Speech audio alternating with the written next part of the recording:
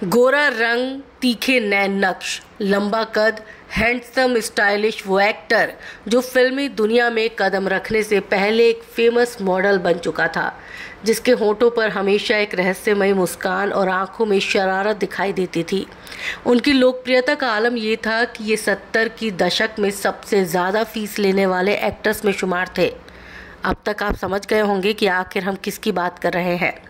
नवीन निश्चल, वो नाम जिन्होंने एक के बाद एक कई फिल्मों में काम किया। लेकिन क्या आप जानते हैं कि सुपरहिट हीरो की जिंदगी कितनी विवादास्पद रही? हिंदी सिनेमा की चमकदार दुनिया में चढ़ते सूरज को सलाम और डूबते सूरज से किनारा करने के किस्से जब जब सुनाए जाते हैं तो अभिनेता नवीन निश्चल का नाम खास तौर से लिया जाता है। एक दौर था जब इन्होंने अमिताभ बच्चन के साथ एक फिल्म में खड़े होने से इनकार कर दिया था, लेकिन फिर अपने गुर्बत के दिनों में उसी अमिताभ से इन्होंने मदद मांगी और उनकी फिल्म में छोटा सा रोल भी अदा किया। नवीन निश्चल की ज़िंदगी के साथ एक सच्चाई ये भी थी कि इन्हें किसी और ने नहीं बल्कि उन्होंने खुद ही अपने आप को बर्बाद किया।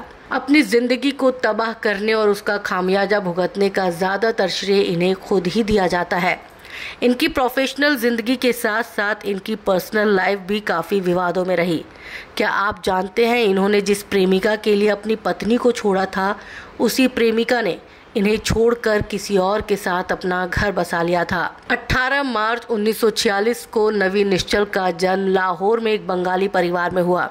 स्कूली शिक्षा पूरी करने के बाद उन्होंने पहले मॉडलिंग और फिर 60 के दशक में दिल्ली में मिस्टर इंडिया का प्राइमरी राउंड जीतने के बाद फाइनल राउंड के लिए मुंबई पहुंच गए, जहां वो अपने पिता के अजीज दोस्त और जाने माने फिल्म डायरेक्टर मोहन सहगल से मिले। मोहन सहगल ने इन्हें पुणे के एक फिल्म इंस्टीट्यूट में दाखिला लेकर फिल्मी दुनिया की बारीकियां सीखने को कहा और उन्होंने कहा कि जब तुम हीरो बनने के लिए ज़रूरी सारी चीज़ें अच्छे से सीख जाओगे फिर मेरे पास आना। नवीन ने दाखिला लिया और गोल्ड मेडल भी जीतकर वापस मोहन सहगल के पास पहुंचे। उन्होंने अपना वादा निभाया और फिल्म सावन भादो में उन्हें कास्ट किया, जिसमें उनके अपोजिट रेखा ने काम किया था। रेखा और नवीन निश्चल दोनों की ये बॉलीवुड में पहली फिल्म थी। 1970 में रिलीज़ हुई ये फिल्म सुपरहिट साबित हुई और इसके बाद तो इनके सामने फिल्म निर्माताओं की लाइन लग गई। अगले साल यानी 1971 में इनकी 5 फिल्में रिलीज़ हुई, जिनमें बुढ़ा मिल गया, नादान, संसार, गंगा तेरा पानी अमृत और परवाना शामिल थी। परवाना वही फिल्म थी जिसमें अमिताभ बच्चन नवीन के मुकाबले एक बहुत ही छोटे भूमिका में नेगेटिव किरदार में नजर आए थे। कहा जाता है कि तब नवीन निश्चल के सिर पर घमंड इस तरह सवार हो गया था कि फिल्म के प्रमोशन के दौरान उन्होंने अमिताभ बच्चन के साथ फोटो सेशन कराने से इनकार कर दिया।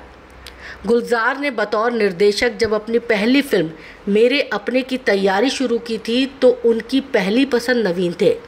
फिल्म मेरे अपने में जो किरदार विनोद खन्ना ने निभाया था वो पहले नवीन को ही मिलने वाला था।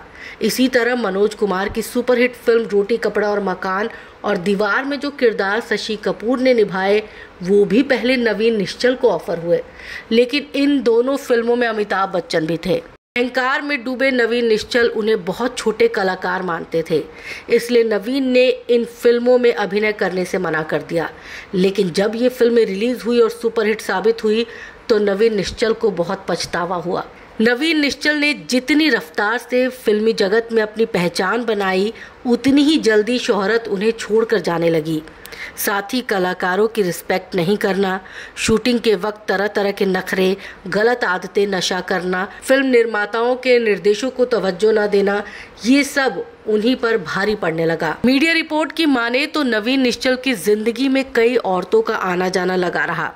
फिल्मों में दाखिल होने से पहले ही नवीन निश्चल ने देवानंद की भांजी नीलू कपूर से शादी कर ली थी, जो शेखर कपूर की बहन भी थी।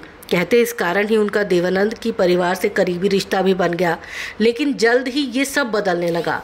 नवीन की गहरी दोस्ती उस दौर की एक हीरोइन पद्मिनी कपिला से हो गई और बात इतनी बढ़ गई कि 1976 में नीलू और नवीन निश्चल का तलाक हो गया। लेकिन इस बीच पद्मिनी कपिला ने उस दौर के मशहूर निर्माता प्रकाश मेहरा से दोस्ती की और वो उन्हें छोड़कर प्रकाश मेहरा के पास चली गई। साल 1996 में नवीन ने गीतांजलि से दूसरी शादी कर ली। शादी के बाद पत्नी के साथ अपने भाई के घर पहुंचे, लेकिन यहाँ भी कुछ वक्त के बाद अनबन शुरू हो गई और उनके भाई ने उन्हें घर से निकाल दिया। फिर कुछ ऐसा हुआ जिसने सभी को हिला कर रख दिया। नवीन की पत्नी गीतांजलि ने इस घटना के 3 महीने बाद आत्महत्या कर ली और अपने सुसाइड नोट में उन्होंने नवीन और उनके भाई पर प्रताड़ना के आरोप लगाए। जेल हुई और फिर अदालत में लंबा केस चला। हालांकि कुछ समय के बाद वो जमानत पर बाहर आ गए। कुछ सालों तक उनकी जिंदगी ऐसे ही चलती रही। नए सिरे से जिंदगी शुरू करने के लिए उनके पास अब कुछ भी नहीं बचा था, क्योंकि अपनी गलतियों की वजह से वो सब कुछ गंवा चुके थे। फिर कुछ सालों तक यूं ही किसी तरह नवीन निश्चल की जिंदगी बस चलती रही। काम पाने के लिए इधर उधर दौड़ते रहे। फिर उन्होंने छोटे पर्दे का रुख किया। दूरदर्शन के वो कई सीरियल्स में नजर आए, जिसमें रिश्ते नाते, देख भाई देख, आहट, दाल में काला, फरमान और आशीर्वाद है। 19 मार्च 2011 को नवीन निश्चल अपने दोस्तों के साथ होली मनाने के लिए पुणे जा रहे थे। उनके साथ निर्माता गुरदीप सिंह और अभिनेता रणधीर कपूर भी थे। रास्ते में उन्होंने गुरदीप को गाड़ी का एसी कम करने के लिए कहा। गुरदीप के एसी कम करने की कुछ ही देर बाद नवीन को दिल का दौरा पड़ा और मौके पर ही मौत हो गई।